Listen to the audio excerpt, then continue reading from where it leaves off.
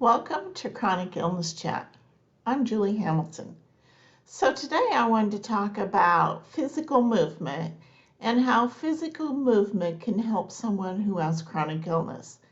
Because our go-to thing when we have a chronic illness is to go to bed or to lay around or just sit. Because we think that that feels best, that if we move, that it will increase our pain, that it really hurts. But in actuality, physical movement for us is the best thing because it gets our blood flowing, it gets the oxygen going, it gets all of that. So think about this. So the first thing when you get up in the morning, you're probably really stiff and sore, your pain's kind of high. Well, once you get moving, say 11 o'clock, 12 o'clock, 1 o'clock, that time frame, you're probably moving around a little bit easier. You're not in so much pain, that kind of thing.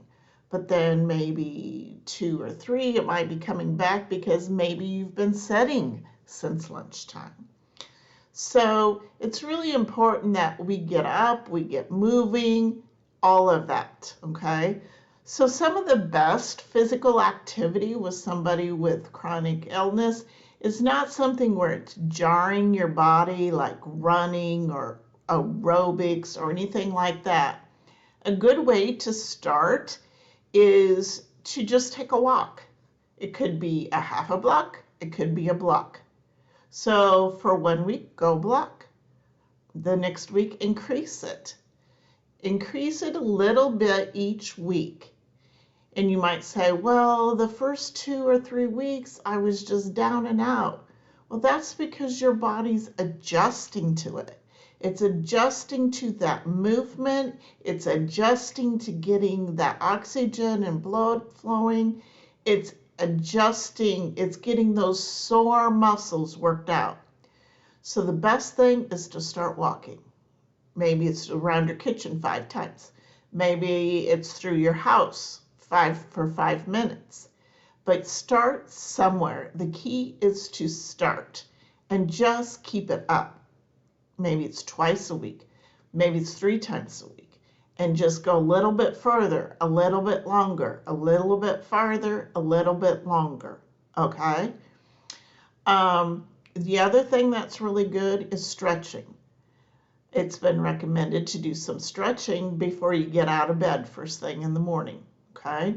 Sometimes people like to do it at the end of the day. When they're going to bed, lay down, do some stretching, do some relaxation techniques to get your body ready to go to sleep. Stretching during the day, whether that's yoga, something like that, swimming, warm water exercise is best. Walking in warm water, any kind of warm water exercises, even maybe Pilates, because it's not really sudden jarring and you're building your core, so you're building your strength there.